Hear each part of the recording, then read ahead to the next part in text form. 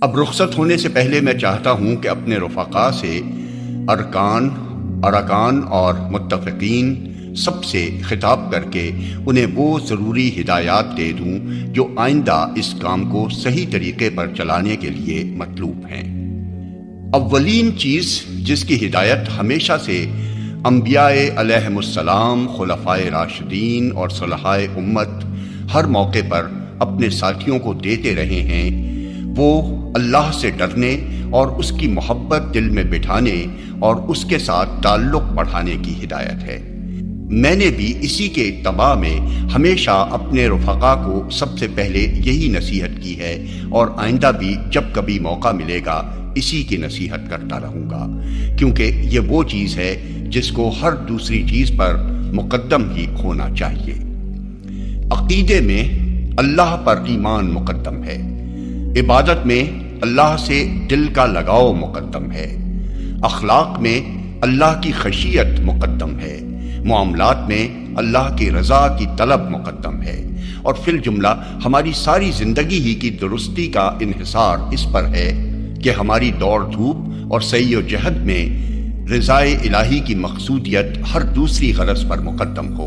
پھر خصوصیت کے ساتھ یہ کام جس کے لیے ہم ایک جماعت کی صورت میں اٹھے ہیں، یہ تو سراسر تعلق باللہ کے ہی بل پر چل سکتا ہے۔ یہ اتنا ہی مضبوط ہوگا جتنا اللہ کے ساتھ ہمارا تعلق مضبوط ہوگا،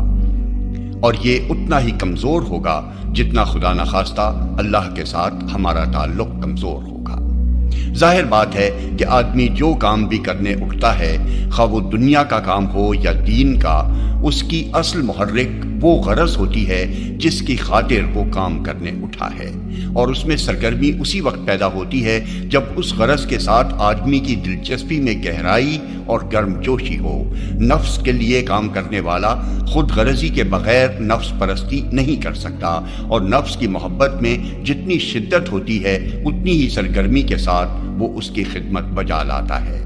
اولاد کے لیے کام کرنے والا اولاد کی محبت میں دیوانہ ہو جاتا ہے، تب ہی وہ اپنے عیش و آرام کو اولاد کی بھلائی پر قربان کرتا ہے، اور اپنی دنیا ہی نہیں اپنی عاقبت تک اس غرض کے لیے خطرے میں ڈال دیتا ہے کہ اس کے بچے زیادہ سے زیادہ خوشحال ہوں۔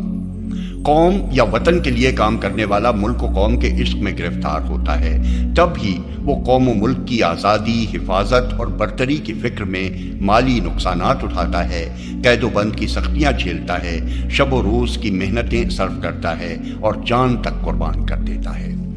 اب اگر ہم یہ کام نہ اپنے نفس کے لیے کر رہے ہیں، نہ کوئی خاندانی غرض اس کی محرک ہے، نہ کوئی ملکی و قومی مفاد اس میں ہمارے پیش نظر ہے، بلکہ صرف ایک اللہ کو راضی کرنا ہمیں مطلوب ہے اور اسی کا کام سمجھ کر ہم نے اسے اختیار کیا ہے، تو آپ خود سمجھ سکتے ہیں کہ جب تک اللہ سے ہی ہمارا تعلق گہرا اور مضبوط نہ ہو یہ کام کبھی نہیں چل سکتا۔ اس میں سرگرمی آ سکتی ہے تو اسی وقت جب کہ ہماری ساری رغبتیں اعلائے کلمت اللہ کی صحیح میں مرکوز ہو جائیں۔ اس کام میں جو لوگ شریک ہوں ان کے لیے صرف اتنی بات کافی نہیں ہے کہ ان کا تعلق اللہ سے بھی ہو، بلکہ ان کا تعلق اللہ سے ہی ہونا چاہیے۔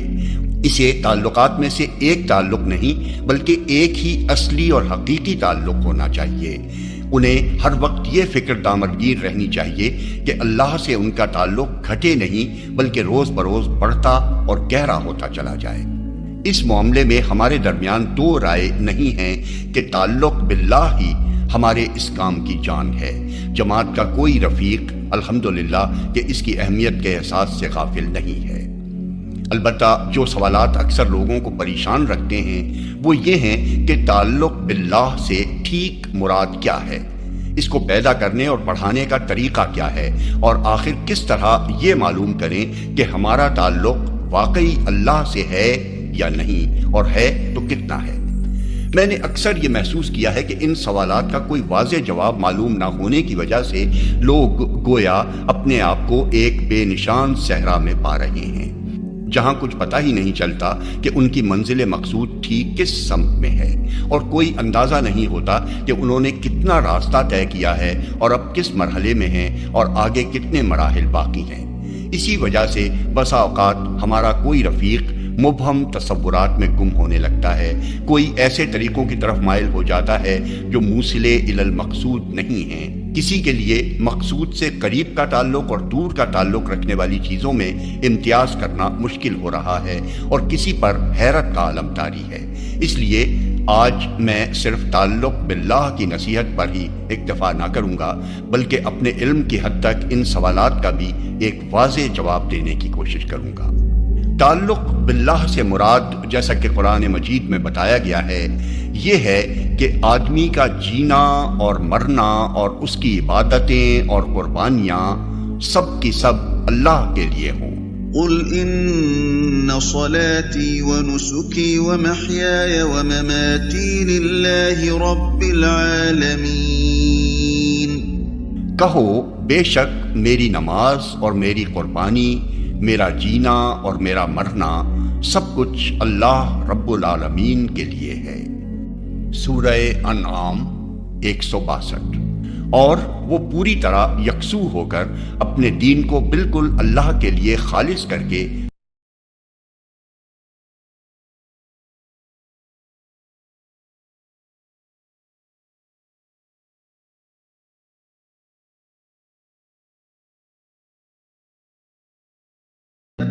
اور ان کو اس کے سوا کوئی حکم نہیں دیا گیا تھا کہ اللہ کی بندگی کریں، اپنے دین کو اس کے لیے خالص کر کے بالکل یکسو ہو کر۔ البینہ 5۔ نبی صلی اللہ علیہ وسلم نے مختلف مواقع پر اپنے ارشادات میں اس تعلق کی ایسی تشریح فرما دی ہے کہ اس کے مفہوم و مدعا میں کوئی ابہام باقی نہیں رہا ہے۔ حضور صلی اللہ علیہ وسلم کے بیانات کا تتبع کرنے سے معلوم ہوتا ہے کہ تعلق باللہ کے معنی ہیں کھلے اور چھپے ہر کام میں اللہ کا خوف محسوس کرنا، اور یہ اپنے ذرائع و وسائل کی بنسبت تیرا بھروسہ اللہ کی قدرت پر زیادہ ہو، اور یہ آدمی اللہ کو راضی کرنے کے لیے لوگوں کو ناراض کر لے، جس کے بالکل برعکس حالت یہ ہے کہ آدمی لوگوں کو راضی کرنے کے لیے اللہ کی ناراضی مول لے۔ پھر جب یہ تعلق بڑھتے بڑھتے اس حد تک پہنچ جائے کہ آدمی کی محبت اور دشمنی اور اس کا دینا اور روکنا جو کچھ بھی ہو اللہ کے لیے اور اللہ کی خاطر ہو، اور نفسانی رغبت و نفرت کی لاگ اس کے ساتھ لگی نہ رہے، تو اس کے معنی یہ ہیں کہ اس نے تعلق باللہ کی تکمیل کر لی۔ جس نے اللہ کے لیے دوستی کی اور اللہ کے لیے دشمنی کی اور اللہ کے لیے دیا اور اللہ کے لیے روکا، اس نے اپنے ایمان کو مکمل کر لیا۔ پھر یہ جو آپ ہر روز رات کو اپنی دعائے قنوت میں پڑھتے ہیں، اس کا ایک ایک لفظ اس تعلق کی نشاندہی کرتا ہے جو آپ کا اللہ کے ساتھ ہونا چاہیے۔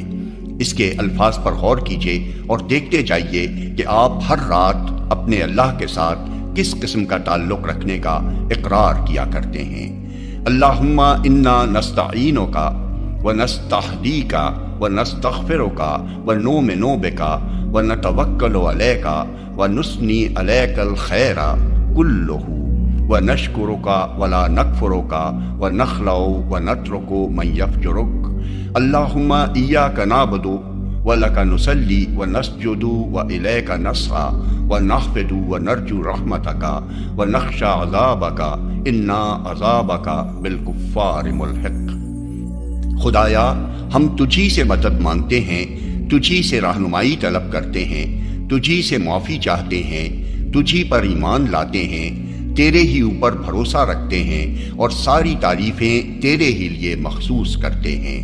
ہم تیرا شکر ادا کرتے ہیں، ناشکری نہیں کرتے۔ ہم ہر اس شخص کو چھوڑ دیں گے اور اس سے تعلق توڑ لیں گے جو تیری نافرمانی کرے۔ خدایا، ہم تیری ہی بندگی کرتے ہیں، تیرے ہی لیے نماز پڑھتے اور سجدہ بجا لاتے ہیں، اور ہماری ساری جد و جہد اور ساری دوڑ دھوپ تیری ہی خوشنودی کے لیے ہے۔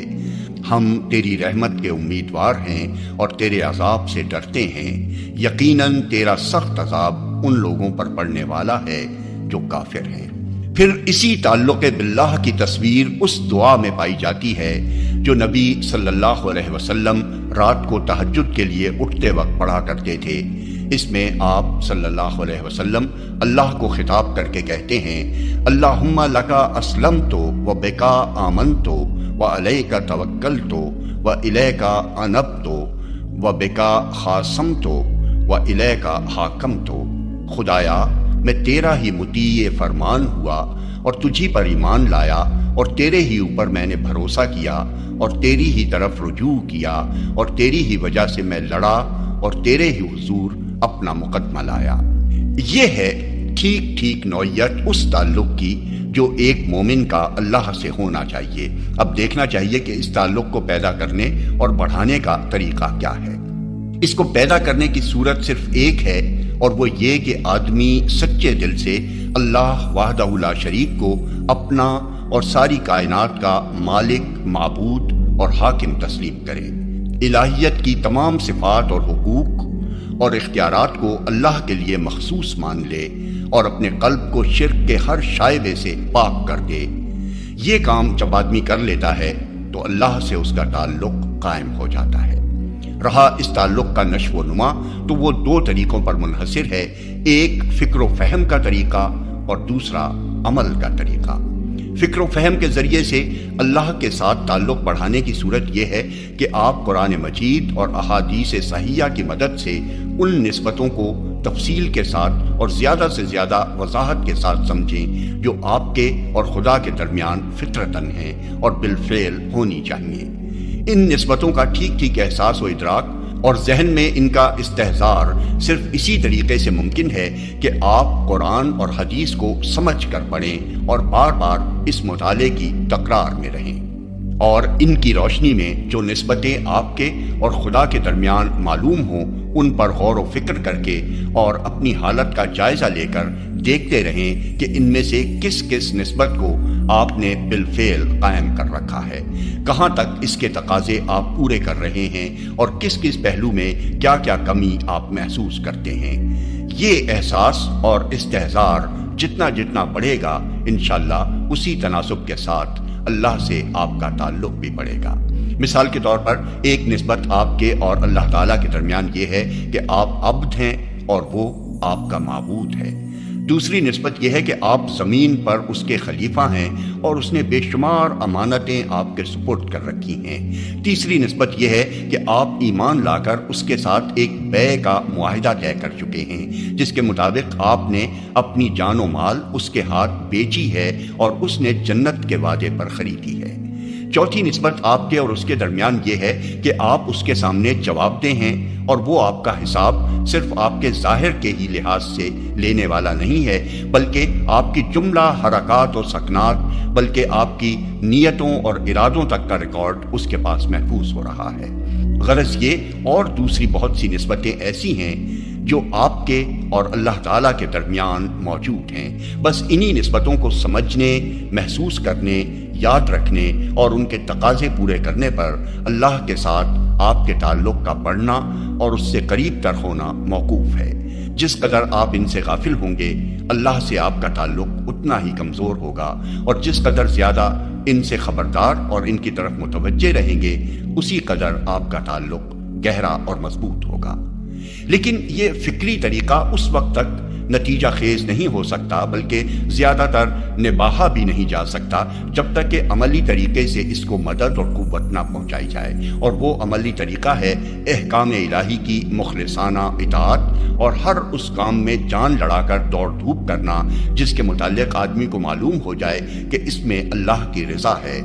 احکام الہی کی مخلصانہ اطاعت کا مطلب یہ ہے کہ جن کاموں کا اللہ نے حکم دیا ہے ان کو باطل ناخواستہ نہیں بلکہ اپنے دل کی رغبت اور شوق کے ساتھ خفیہ اور اعلانیہ انجام دیں، اور اس میں کسی دنیاوی غرض کو نہیں بلکہ صرف اللہ کی خوشنودی کو ملحوظ خاطر رکھیں، اور جن کاموں سے اللہ نے روکا ہے ان سے قلبی نفرت و کراہت کے ساتھ خفیہ اور اعلانیہ پرہیز کریں، اور اس پرہیز کا محرک کوئی دنیاوی نقصان کا خوف نہیں بلکہ اللہ کے غضب کا خوف ہو۔ یہ طرز عمل آپ کو تقوی کے مقام پر پہنچا دے گا۔ اس کے بعد دوسرا طرز عمل آپ کو احسان کی منزل پر پہنچائے گا، یعنی یہ کہ آپ دنیا میں ہر اس بھلائی کو فروغ دینے کی کوشش کریں جسے اللہ پسند فرماتا ہے، اور ہر اس برائی کو دبانے کی کوشش کریں جسے اللہ ناپسند فرماتا ہے، اور اس کوشش میں جان، مال، وقت، محنت اور دل و دماغ کی قابلیت،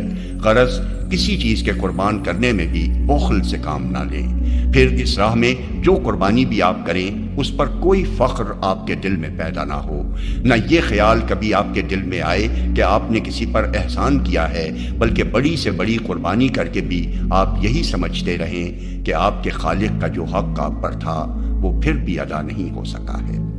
اس طرز عمل کو اختیار کرنا در حقیقت کوئی آسان کام نہیں ہے، یہ ایک نہایت دشوار گزار گھاٹی ہے جس پر چڑھنے کے لیے بڑی طاقت درکار ہے، اور یہ طاقت جن تدبیروں سے آدمی کے اندر پیدا ہو سکتی ہے وہ یہ ہیں: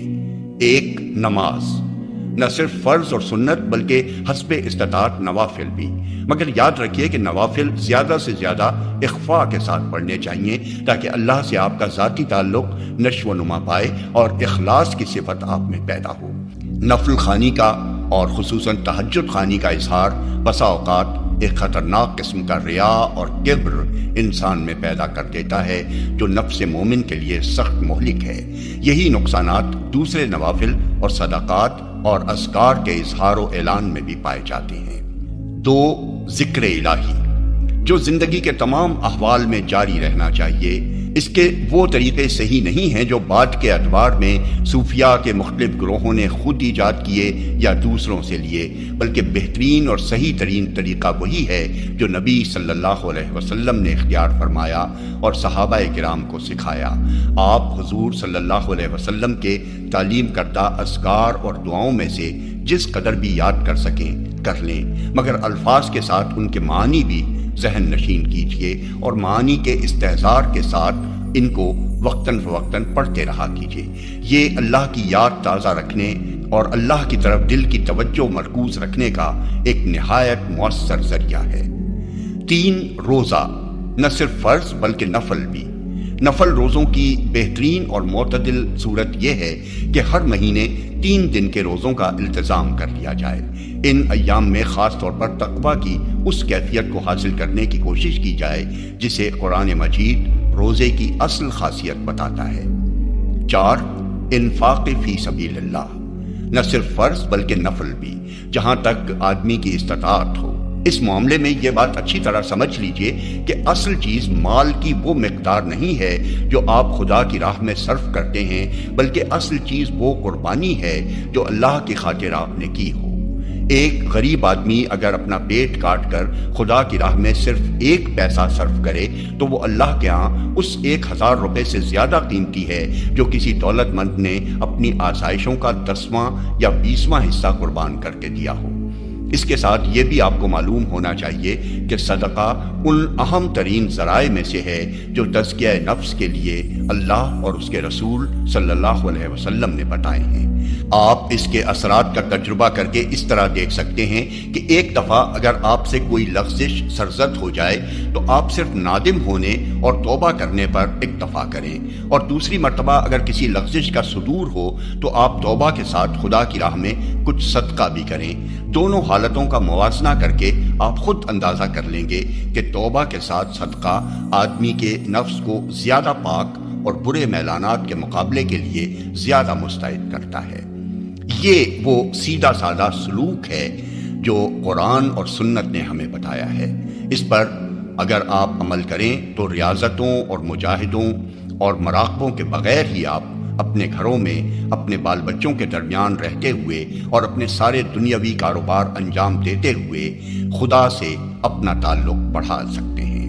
اس کے بعد یہ سوال باقی رہ جاتا ہے کہ ہم کیوں کر یہ معلوم کریں کہ اللہ کے ساتھ ہمارا تعلق کتنا ہے، اور ہمیں کیسے پتہ چلے کہ وہ بڑھ رہا ہے یا گھٹ رہا ہے۔ میں کہتا ہوں کہ اسے معلوم کرنے کے لیے آپ کو خواب کی بشارتوں اور کشف و کرامت کے ظہور اور اندھیری کوٹڑی میں انوار کے مشاہدے کا انتظار کرنے کی کوئی حاجت نہیں ہے۔ اس تعلق کو ناپنے کا پیمانہ تو اللہ تعالیٰ نے ہر انسان کے قلب میں ہی رکھ دیا ہے۔